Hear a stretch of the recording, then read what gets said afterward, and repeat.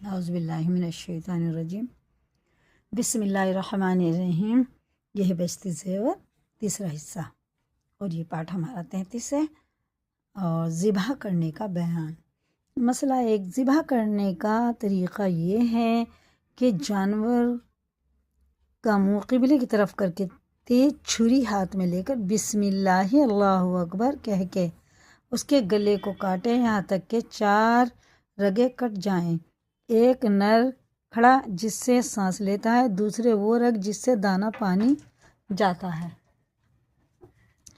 اور 2 رگ ہیں جو نر کھڑے کے دائیں بائیں ہوتی ہیں۔ اگر ان 4 میں سے 3 ہی رگیں کٹیں تب بھی ذبح درست ہے، اس کا کھانا حلال ہے، اور اگر 2 ہی رگیں کٹیں تو وہ جانور مردار ہو گیا، اس کا کھانا درست نہیں۔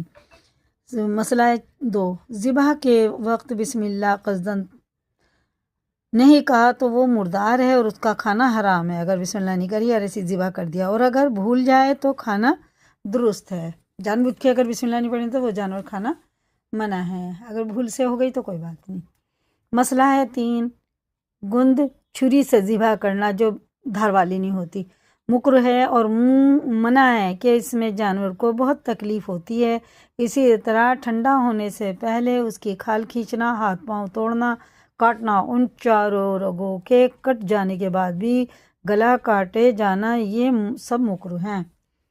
بالکل الگ ہی کر کے رکھ دیتے ہیں نا، وہ منع ہے۔ مسئلہ ہے 4، ذبح کرنے میں مرغی کا گلا کٹ گیا تو اس کا کھانا درست ہے، مگر وہ بھی نہیں، البتہ اتنا زیادہ ذبح کر دینا یہ بات مکروہ ہے، مرغی مکروہ نہیں ہوئی۔ مسئلہ کیا ہے 5، مسلمان کا ذبح کرنا بہرحال درست ہے، چاہے عورت ذبح کرے یا مرد، اور چاہے پاک ہو یا ناپاک، ہر حال میں اس کا ذبح کیا ہوا جانور کھانا حلال ہے، اور کافر کا ذبح کیا ہوا جانور کھانا حرام ہے۔ مسئلہ ہے 6، جو چیز دھاردار ہو، جیسے دھاردار پتھر، گنے یا بانس کا چھلکا، سب سے ذبح کرنا درست ہے۔